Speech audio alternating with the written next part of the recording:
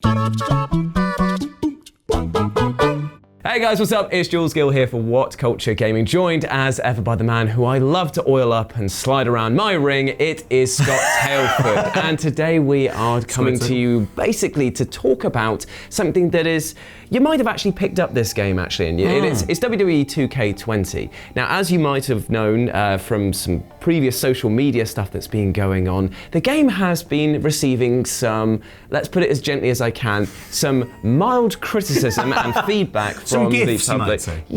About the graphic implementation, the fact that in many places 2K19 looks actually better than 2K20. Now, I'm not going to harsh on the game overall because, as Simon Miller and Phil said when they went to the event, it is still very fun to play. Yeah. Like, it's still moving forward in that simulation, trying to get some arcadey bits back in. It's saying it's more accessible to people now. The countering, which I'm game Yeah, for. so they've done stuff like that. Like, I'm not saying that the game overall is absolute trash. I'm just saying that when it comes to the graphical thing, which is a lot of people's focus when it comes to these games, there have been a few issues. But what we decided to do was actually look into why that is the case, because of the fact that it's strange for a company like Ukes to go forward year after year after year and somehow seemingly take a step back when it comes to this. We thought maybe they were running with a new engine, maybe they were using new modeling techniques that they just haven't perfected yet. But again, it seems strange. And Scott unearthed some pretty interesting things. Well, so the thing is as well, I mean, if you haven't been keeping up with the last few years of WWE games, Ukes don't develop them anymore. This is the first year that Ukes have bowed out. Yes. So there's this whole thing, apparently this is according to creative director Lionel Jinks, who did an interview with Jules, the creative director on the game, said that as far back as WWE 2K15, 2K as the overall umbrella company would ask them that they wanted to make the WWE games more like the NBA games. And so NBA 2K's developers are called Visual Concepts. Yes. So they apparently wanted them to work together. Which actually kind of makes sense when you think about it. From like a perspective of if you've got many major franchises, it kind of makes sense for them to all sort of be homogenous. I know it's not a great thing to hear when you are like a fan of like video games because you're thinking, well, they're all going to end up looking the same, but they want to try and keep... What? They just want to keep construction costs down to make sure that they can maximize it. But we'll go into a reason why that's a very bad thing in a minute. Oh yeah, totally. So like so he was talking about the idea like that these two studios had to work together and that created a lot of friction between the two because he said that like from their point of view, you know, they wanted to bring in a whole bunch of different features or bring the game up to a certain level. He said that when they did that, that was the year where it wasn't so good. And WWE 2K15 was the first time there was a major stumble. 2K13 was the CM Punk one, and like that was kind of 2K13 and 14 were like mostly fine. It basically, there was a big shift at one point from it being a very arcadey game to a more simulation game, and I felt that there were a lot of teething problems for a while after that. I feel like after basically Raw versus SmackDown like 2005 and 6, the games kind of did take a bit of a tumble for me personally. Oh, totally. But I have to admit, I have had fun with the games, but just it's like what's the word I'm looking for? It's kind of like you have to accept its flaws in order to have fun with the game. Yeah, it's just, like you said, they shifted from like the arcade mentality. Like I used to love Here Comes the Pain, all those original games, and they went more down the simulation route. So as far back as 2K15, there was this sort of idea that these two main studios could work together. Obviously, Ukes is the driving force. Visual Concepts are the NBA 2K developers, but they wanted to try and bring them both in. Lionel Jinks says that, you know, they obviously respected Ukes as a company. They just sort of said like, okay, where are your strengths? What can we do? But there's still a lot of friction between the two. That sort of like, you know, applied to the annual release model of those games having to be out every single year has only resulted in the games getting quote unquote worse and worse year by year. And it's no fault of the developers trying their best, but like at the same time, like they're bolted onto a release schedule that demands a certain product at a certain time. So the worst part of that is that we've got to August this year when Ukes just left. They just said we don't want to do this anymore. Ukes have left, and that's the reason I think as to why 2K20 is in the state that it's in, because Visual Concepts had to continue and finish it by themselves. Apparently Ukes was still kept on as a advisory role, but they're not the ones. Visual Concepts aren't the ones that work with this engine for years. It's very much Ukes' work, and by the looks of it, they've had to rebuild or rejig a whole bunch of assets. Hence why all the character models are all off. But that's the bit that I call into question, because like from August they stepped out. That's very, very close to the launch date window, and I know that this is a yearly cycle, so they are very, very time constrained. But they would have been pressing for gold around that point, as in like that's when you start putting your shipped model out for the final testing, and then it's like all boxing and stuff like that.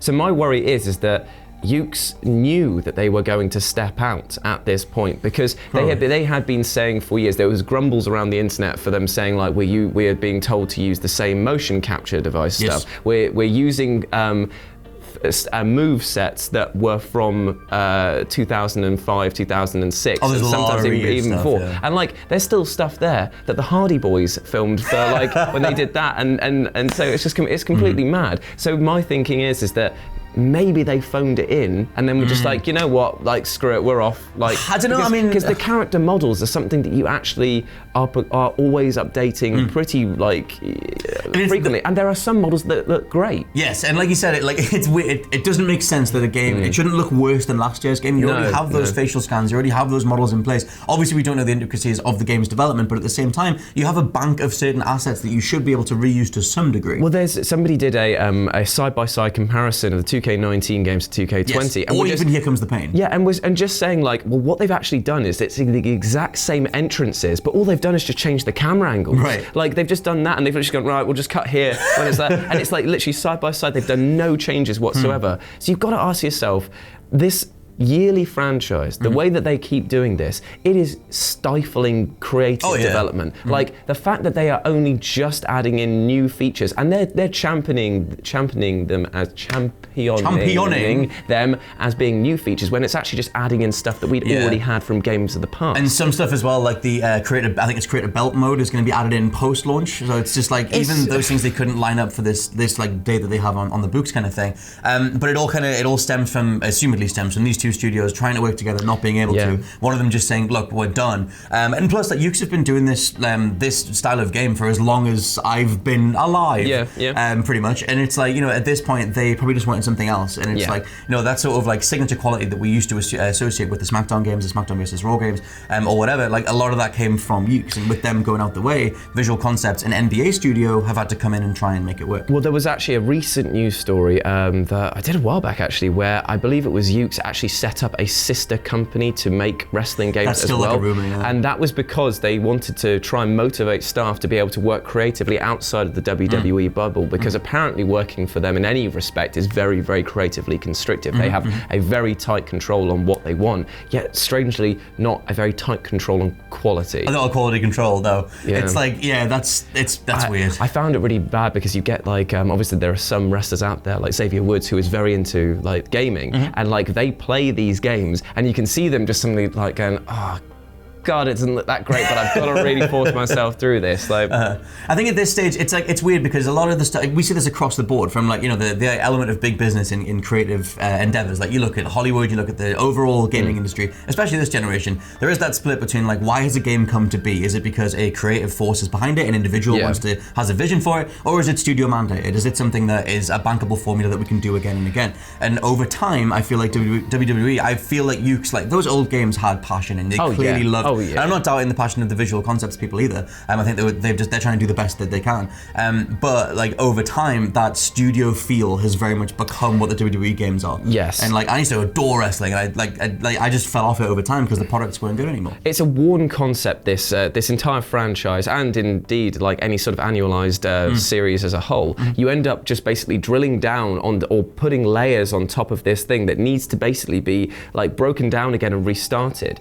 The moment that the WWE games started adding in DLC characters, I say characters, DLC wrestlers, was the moment that their whole model should have completely changed. Because they basically just said, right, well, what we're going to still do then is every year we're going to reset your stats, we're going to reset everything and make you pay another 60 quid, even though we have just proven to you that we can easily update the roster and easily change it, which is actually the only thing that matters. There's no such thing as the FIFA Super Squad or My Team, Ultimate Team, what it is. So there's no randomized bit on that. So they could easily have just made this as being WWE, just whatever, and just call it WWE 1 or something. Or WWE 2K, and everything just plugs into that. And it plugs into that model. That's what they should have done, because that would have allowed them to make a brand new engine, to update all of the animations, to change them over. But what they're doing is they're just going, right, here's 50% of the game off the top, start again next year. That rises up, chop 25% off that, and you're just ending up getting, what you're left with is actually not the best of the refinement. No. You're just getting left with all the problems, and all it's the weird. crap. It's weird as well, because if you compare to the 2000s game, the like array of WWE games that we used to get across the 2000s, like there was Raw on Xbox, there was the WrestleMania games on the GameCube, right? There was the SmackDown games. Side note: Raw 2 on the Xbox, the original Xbox, is one of the most hilarious games in the world. I took my tag team of Bull Buchanan and a creative wrestler who I maxed out the height and maxed out the. He was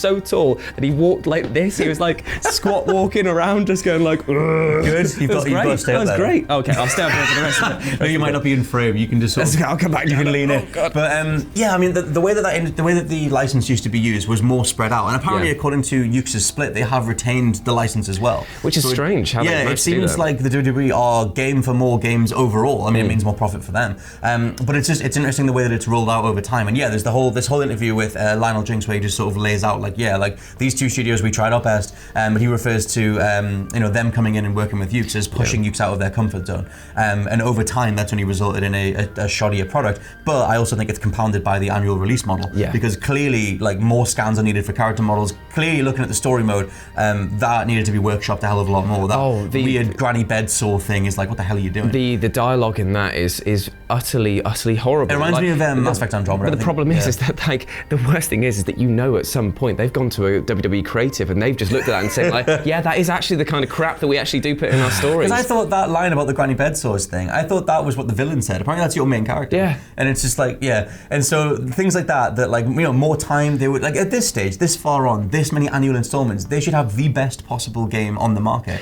But it's so nakedly not that. But right, this is what it all actually comes down to is that you have no competition. If you have no one pushing you to make a better product, then why should you? If you are the only WWE game on the market, then you have that license, you have that thing, everyone's going to buy it. But now, games like AEW, they're coming in with their own game. Fire Pro as well. Yeah, Fire Pro, you've got Chikara Wrestling's got one of theirs out as well. There's other games in the market that are coming out, and I'm hoping that they're going to actually challenge them because you only get better through competition in that sense. But that's the thing. At some point, like I'd be really interested in a proper Kotaku style deep dive expose on just interviewing all the developers anonymously and just saying what is the reality of this game's turnaround. Because once we found out about the reality of something like Anthem or Mass Effect 3 or whatever, you do find that they go right up to the wire in certain different producer influences, certain deadlines won't get shifted or whatever, different publisher goals or whatever. And the developers, the coders are forever responding to like, okay, we want this, we don't want this, we want this, we want this. And I imagine, like you said, working with WWE would be one of the worst examples of that. I doubt any sort of person,